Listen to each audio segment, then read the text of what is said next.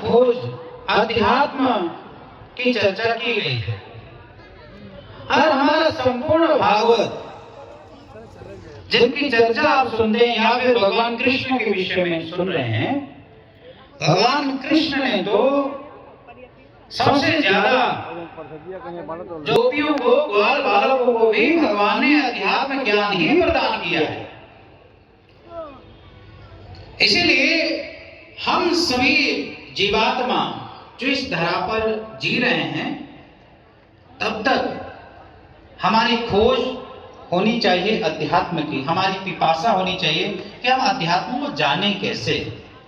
और भगवान श्री कृष्ण की ये बाल लीलाएं, चाहे वो हास्य रूप में हम सुनते हैं, चाहे बहुत गंभीर या कारुणिक रूप में सुनते हैं, इन सभी प्रसंगों के पीछे संकेत है कि देख, तेरे भीतर भी ऐसा ही वैराग्य है, ऐसा ही कारुणिक भाव है, ऐसा ही एक मानसिक मनोरंजन है तुम्हारे भीतर भी।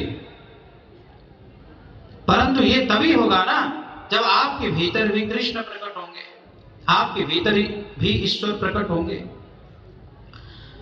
सज्जनों, भगवान श्री कृष्ण के विषय में सबसे ज्यादा पढ़ा जाता है, बोला जाता है समाज में, पूरे विश्व में, और भगवान श्री कृष्ण को सबसे ज्यादा लिखा भी जाता है, सबसे ज्यादा किताबें लिखी गई हैं। लेकिन क्या ये समाज जो लिख रहा है, पढ़ रहा है या इसके विषय में बोल रहा है, क्या कृष्ण को जान गया क्या, जो कृष्ण हमें समझाना चाहते थे? हमने आज तक केवल कृष्ण को सुना है, कृष्ण की नहीं सुनी। इसलिए समाज में एक व्यथा जो प्रकट की कथा व्यास जी ने कि नशे की समस्या है, मांस मदिरा की समस्या है, और कहीं ना कहीं अशांति का भाव है। यही कारण है कि हमने कृष्ण को केवल पढ़ा है, सुना है, कृष्ण की नहीं मानी, जो कृष्ण हमें कहना चाहते हैं। भगवान श्री कृष्ण जी ने अर्जुन को माध्यम बना करके हम सबको कहा। आप यदि श्रीमद्भागवत गीता के दर्शन को पढ़ेंगे, श्रीमद्भागवत गीता के 9वें अध्याय में बहुत सुंदर बात भगवान ने कही। इदं तुते गुहे तमं प्रवेक्ष्यामि श्वेवे ज्ञानम विज्ञान सहितम यज्ञत्वा मोक्षस्य शुभात् राज विद्या राजगुह्यम पवित्रमिदम् उत्तमं प्रत्यक्षावगम्यं धर्मं सुसुखं कर्तुमर्हव्यम्। श्रीमद्भागवत गीता 9वें अध्याय प्रथम और द्वितीय श्लोक आप कभी पढ़ लीजिएगा जाकर के। और इन दोनों श्लोक में भगवान क्या कहना चाहते हैं? भगवान कहते हैं, हे पार्थ, तेरे जीवन में परिवर्तन तभी आएगा जब मैं तुझे ज्ञान दूंगा, जब तुम्हें मैं वह आत्म विद्या से प्रपन्न करूंगा, तभी तेरे जीवन में परिवर्तन आएगा। और वो कहते हैं कि हे पार्थ, जो ज्ञान जिसके विषय में मैं कह रहा हूं, ये बहुत ही गोपनीय है, अत्यंत गोपनीय है, रहस्यों से परिपूर्ण है, सूक्ष्म है, जानने योग्य है। और ये ज्ञान विज्ञान सहित मैं तुझे प्रदान करूंगा। ये ज्ञान केवल बातों से नहीं समझ में आएगा तुझे, मैं प्रैक्टिकली मैं तुझे प्रदान करूंगा। ज्ञानम विज्ञान सहितम यज्ञत्वा मोक्षस्य शुभात्। वो कहते हैं, हे पार्थ, मैं ज्ञान के साथ विज्ञान तेरे भीतर प्रकट करूंगा। अर्थात यदि हम इसको थोड़ा सा आज की भाषा में कहें तो केवल थ्योरी से नहीं, प्रैक्टिकल से भगवान कृष्ण अर्जुन को समझा रहे हैं। और वर्तमान समाज में भी प्रैक्टिकल ज्ञान चाहिए, और इसी का इस समय जरूरत भी है। इसलिए भगवान पहले कहते हैं कि मैं केवल तुझे बातों से संतुष्ट नहीं करने वाला। इसलिए आदि गुरु शंकराचार्य जी ने बड़ी सुंदर बात कही, शास्त्राणि धित्यानि भवन्ति मूर्खा यस्तु क्रियावान पुरुष विद्वान सुचिंतितं चौषधया पुराणां न नाम मात्रेण करोत्य रोगम। केवल दवा का नाम रटन करने से रोग मुक्ति नहीं हो सकती है। रोग से मुक्ति नहीं पाई जा सकती है, बल्कि दवा को ग्रहण करने से रोग मुक्ति हो सकती है। ठीक वैसा ही केवल शास्त्र ग्रंथों की बातें पठन इत्यादि से मनुष्य में परिवर्तन नहीं आएगा, बल्कि प्रैक्टिकल ज्ञान अर्थात ईश्वर के दर्शन से मनुष्य के जीवन में परिवर्तन आएगा। ये सत्यता है। और उसके बाद ऐसा ज्ञान जो प्रैक्टिकल है, विज्ञान सम्मत है, दर्शन का विषय है, डायरेक्ट परसेप्शन ऑफ गॉड, ईश्वर की प्रत्यक्षानुभूति है, ऐसा ज्ञान मिलता है तो फिर हमारे जीवन में क्या घटित होता है? दूसरा सुनो, वो कहते हैं राज विद्या राजगुह्यम पवित्रमिदमुत्तमम्। भगवान कहते हैं कि ये संपूर्ण विद्याओं की जननी है, राज विद्या है, सभी विद्याओं का राजा है ये ज्ञान। राज विद्या राजगुह्यम, बहुत गोपनीय है, पवित्रमिदमुत्तमम्। वो कहते हैं कि इसी ज्ञान की साधना से मनुष्य का मन पवित्र हो सकता है। यदि कहीं से पवित्रता आ सकती है तो इसी ज्ञान से आ सकती है, बाकी कहीं से नहीं आ सकती। इस ज्ञान को हासिल करना पड़ेगा। यदि आपको मन की पवित्रता चाहिए, तो मन की नेगेटिविटी को खत्म करना है, तो फिर आपको इसी ज्ञान की आवश्यकता है। उसके बाद भगवान कहते हैं पवित्रमिदमुत्तमम् प्रत्यक्षावगम्यम धर्मम। आगे वो क्या कहते हैं? ये प्रत्यक्ष अनुभूति का विषय है। जरा समझना, जो लोग गीता पर भाष्य पढ़ते हैं, गीता पर भाष्य लिखते हैं, और जो लोग रोज गीता के पाठ करते हैं, उनके लिए संदेश है प्रत्यक्षावगम्यम धर्मम।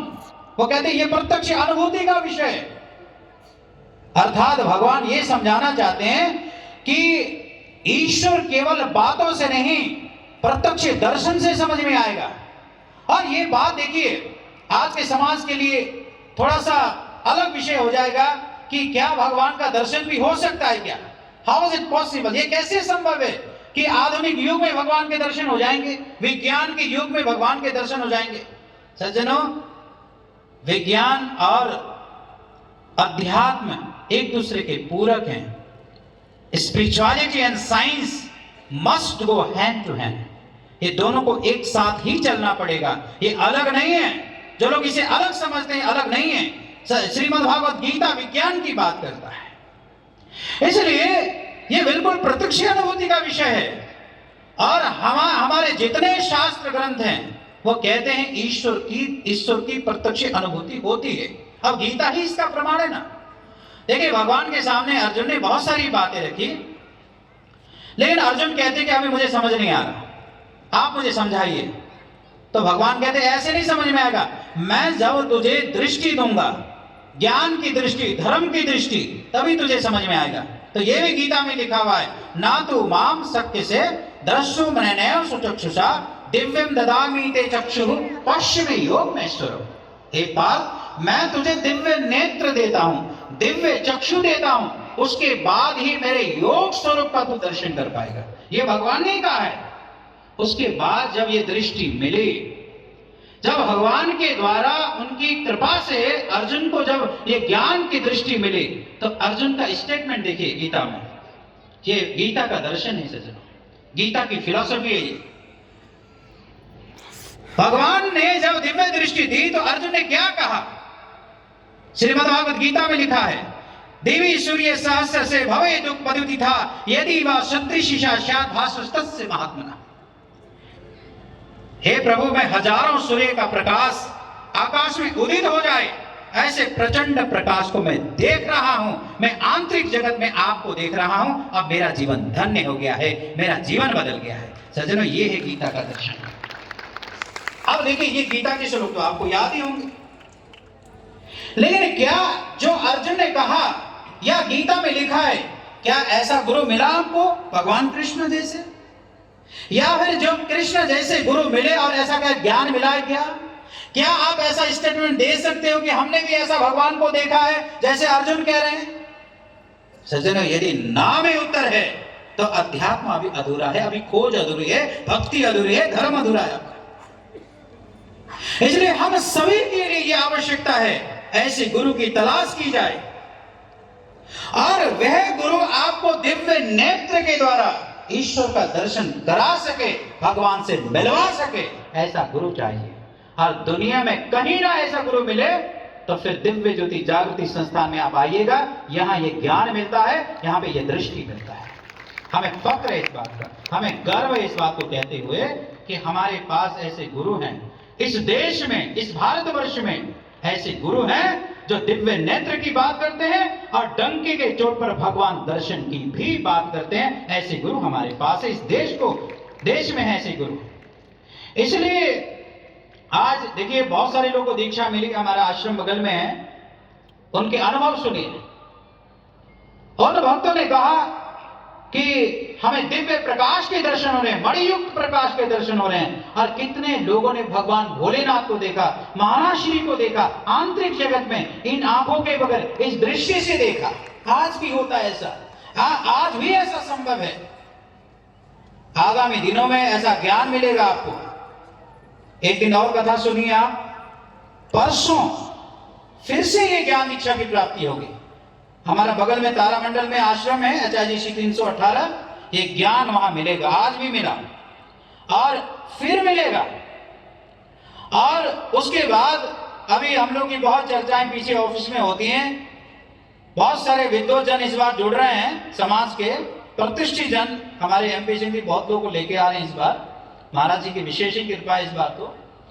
तो हालांकि ये ग्राउंड तो आउट ऑफ सिटी पड़ता है, लेकिन वो बिल्कुल मेन सिटी में है वो ग्राउंड। वहां के लिए बिल्कुल पीछे हम लोग ने अब मतलब कि एक समिति बनानी शुरू कर दी है, अब लोगों को हम लोग ने बोलना शुरू कर दिया है और काफी लोग उस समिति में आने भी शुरू हो गए। अब एक बहुत बड़े हॉस्पिटल के ऑनर